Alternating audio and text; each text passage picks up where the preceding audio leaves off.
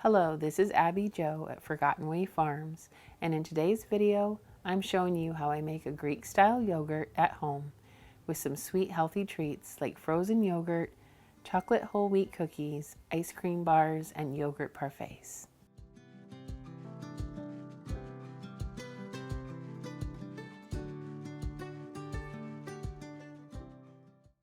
I love using my Instapot for yogurt making. It's so nice because it just has a yogurt button and it keeps the temperature all consistent through the whole process of fermenting the yogurt. So it's just really a no-brainer. You plug it in and you put in the amount of time you want to ferment, which I usually do about 8 to 10 hours, and then it's done. I'm going to walk you through the whole process, but I just wanted to kind of explain why I liked using the Instapot. I also have to say that I used to, when we lived off grid, I did the exact same process that I'm going to show you today, but I actually had like a thermos style insulated yogurt maker, which I actually still have in my storage unit, and I love it. It works great. You just heat up the milk the same way, and I will link that in my Amazon store if you want to see like an off-grid, non-electric alternative. First and foremost, let's talk about the machine. So the first thing that I do when I'm making yogurt with my Instapot is I take out this gasket that's in here. It'll have a gasket inside, and I take mine out because it stinks. It keeps all the smell. I learned this actually from Lisa at Farmhouse on Boone. I smelt it when I first made my yogurt, and I thought, oh, this is going to be a little off smelling because, you know, I make soup and beans and chicken and all kinds of stuff in my Instapot. And I found out that no matter how much you wash this, bleach it, run it through the dishwasher, it still has that off smell. And you don't need the gasket seal on when you're actually making yogurt. So you can just take this off and not use it, and it works just fine. And it doesn't leave any stinky smell in your yogurt. So it's just a good thing to take it off. But remember to put it back in when you're going to be making your beans or your soups or your meals with the Instapot, because you definitely have to have it for that.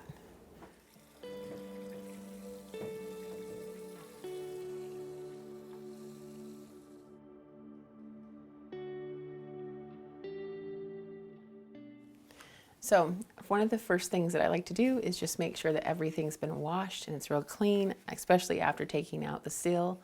I now have it all scrubbed up, and I'm just going to put the lid right here.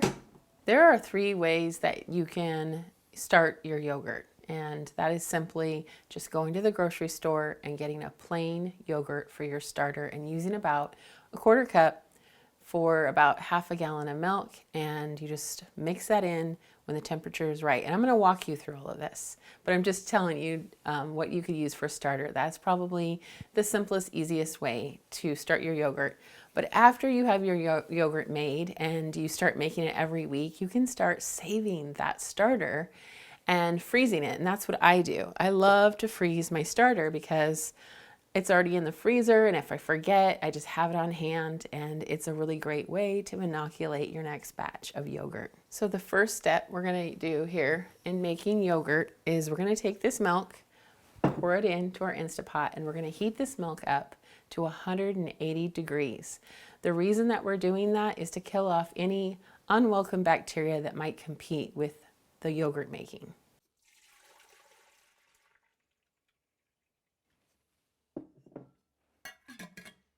All right, so you see this yogurt button right here? You're going to want to hit this twice till you see boil. And it's going to take this milk and it's going to heat it up to 180 degrees, and then it's going to shut off. See that little beep? It's just starting to heat up. So that's a great feature on these Instapots. That's why I really like using them. So now we're just going to let this heat up to 180 degrees, and I'm going to talk a little bit about yogurt making while it's doing that. So it's going to be heated up to 180. I like to just put it in my phone that yogurt needs to get up to 180, and then you want to let it cool down to about 115. You do not want to add your starter until it's cooled down to 115, because it will kill that good bacteria and you won't be able to make yogurt. And as it cools, I like to actually pull the container out and set it on a pot rack or something just to cool it down because it kind of contains the heat in here. And I let it cool down in my kitchen to 115, and then you're gonna add your starter.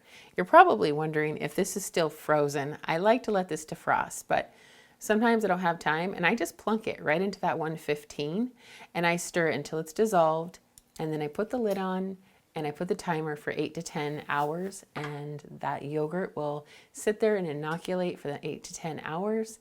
When it beeps, it's ready to take out, and I'm gonna show you guys the whole process, but just talking you through it. I know always when I'm learning something new, I like to know, how the process works and what to do next. And don't forget, this is just so handy. These silicone ice maker things here, ice cube makers, are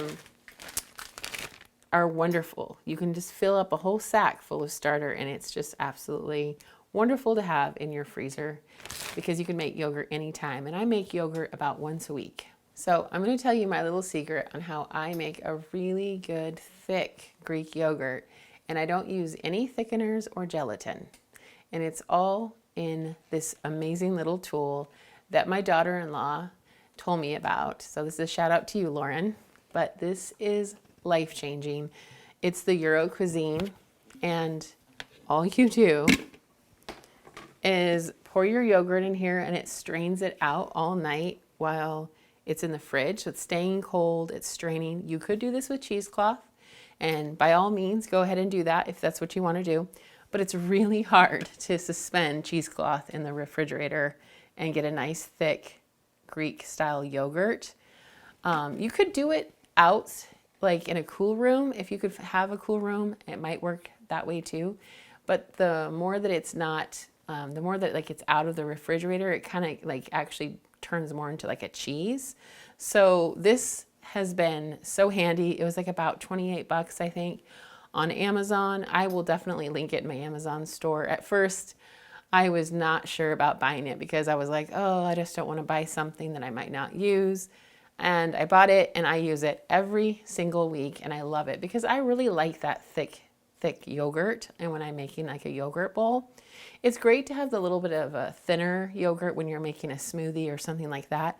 But when I like to eat it, and I like to make parfaits for the kids, and when we also make yogurt ice cream, I really like it strained. I think it makes a better product, and it's so handy. As you can see, it does about 2 quarts, which is perfect. And all you do is put the lid on it and then put it in the refrigerator. And I put it in the refrigerator anywhere from 18 to 24 hours. And it just makes us just like this dense, thick Greek style yogurt. And I will definitely show you tomorrow when I strain it. And after it's been in the fridge for 18 to 24 hours, you'll get to see the whole process and how it looks. So we're about at 180 degrees, and we're gonna shut this off and let it cool down to 115, and then I'm gonna add the starter. When I'm in a hurry to cool the milk down, I will set the bowl in the sink with ice water to bring the temperature down faster.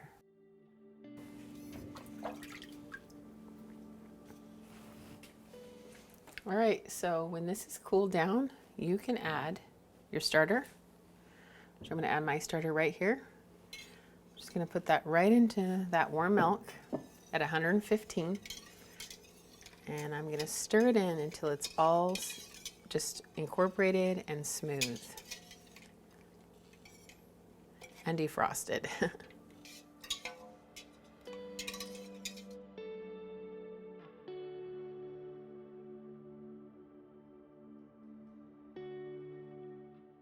So the yogurt is in the Instapot, and it's all ready to go. It's gonna sit here for about 10 hours, and it's gonna make a nice thick yogurt. And then I'm gonna strain it in my handy dandy Euro cuisine and strain off all the way and have a nice thick Greek style yogurt. As you can see, the yogurt is done, and you can eat it just as it is. But if you want a thicker Greek-style yogurt, strain for 18 to 24 hours. My milk had some cream left in it when I strained it, and that beautiful yellow creamy color on the yogurt is just some of the cream in the milk.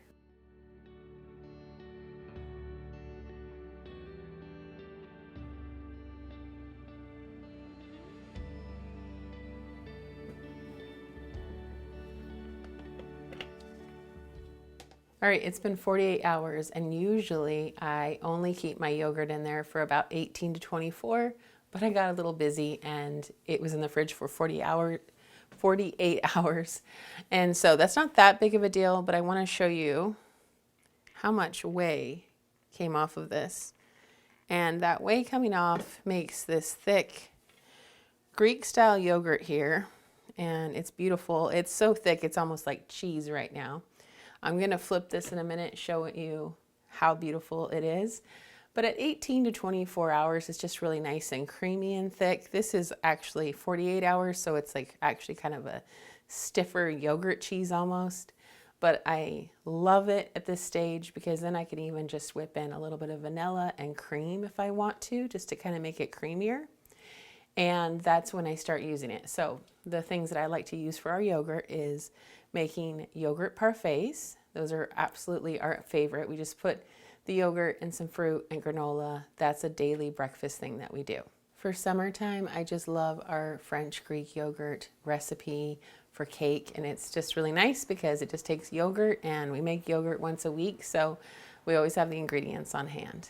And the third thing that I really love to do with my yogurt is make frozen yogurt with our frozen yogurt ice cream maker, and I'll be showing you that in this video.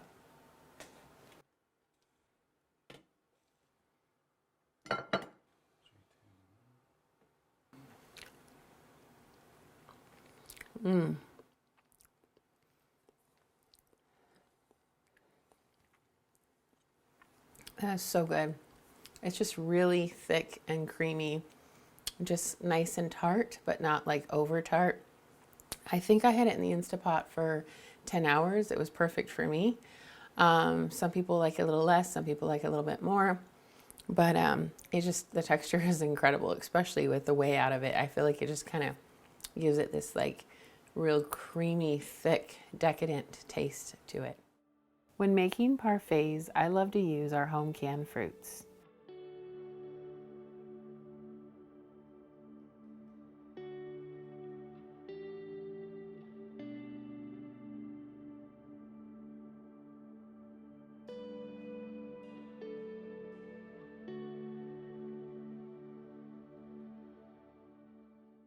I like to sprinkle a little granola on top.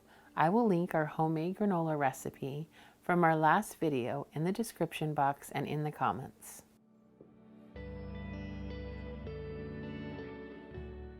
Now I'm going to make a vanilla and maple syrup yogurt mixture. I use 1 to 2 teaspoons of maple syrup and 1/8 of a teaspoon of vanilla or vanilla paste. This makes a lovely flavored and sweetened yogurt.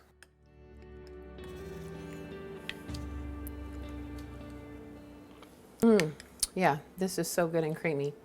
So I added maple syrup and the vanilla bean paste to it. You could add a little bit of milk if you want it a little bit thinner, but it just has a really good creamy vanilla maple taste to it. And that's another way that you can dress up a plain yogurt.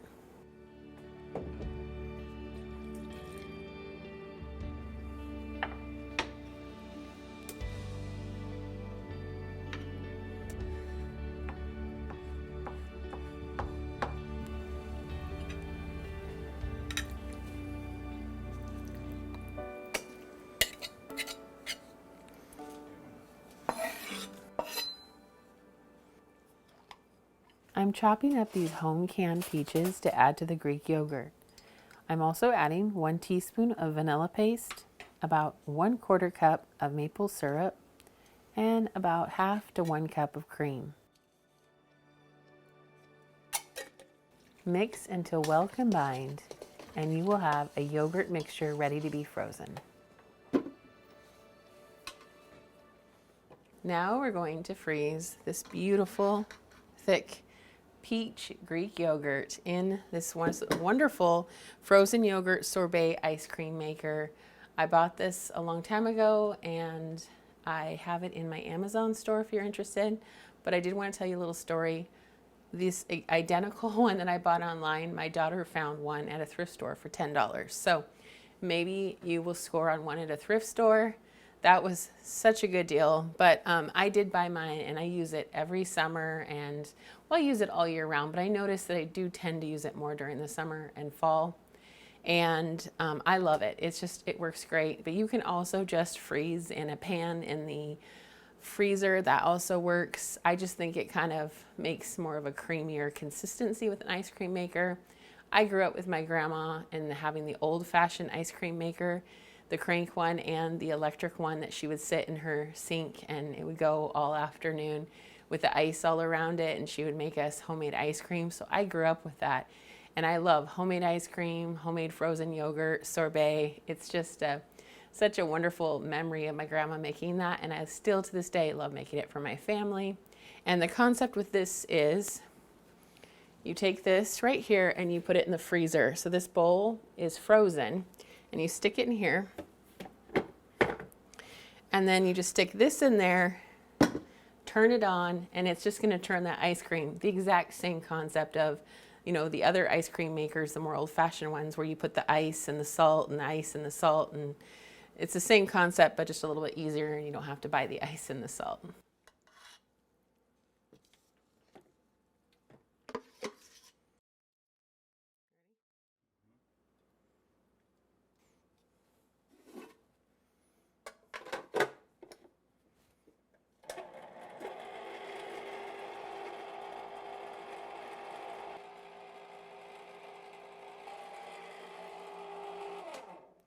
Just gonna shut that off for a minute while I tell you, I have some cookie dough left over in the fridge.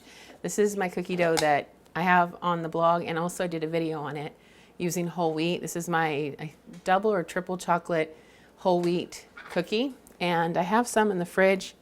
I'm going to make a couple of sheets of them, and then I'm going to put the frozen yogurt in between and make frozen yogurt ice cream sandwiches. So that's gonna be really good.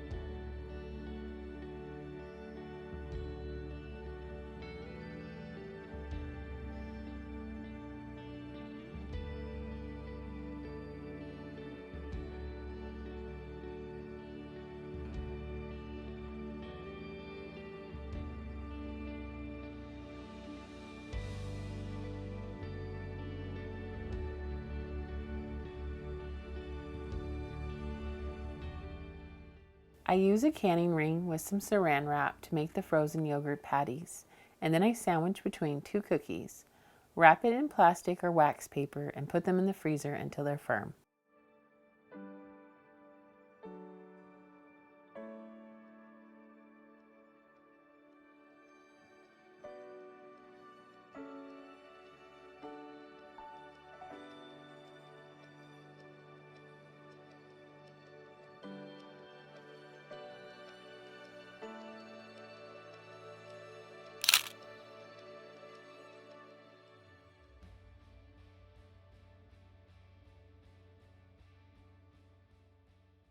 Getting a stack ready for the freezer. They're such a treat, and I love offering family and friends one of these treats. They really are a crowd pleaser.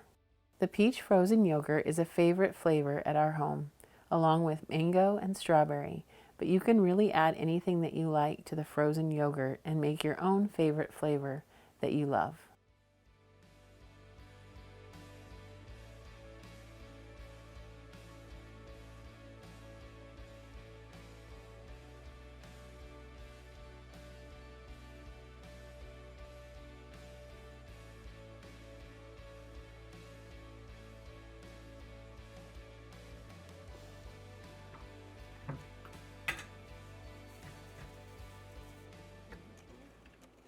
These cookie sandwich bars are so big that I cut them in half for my little ones.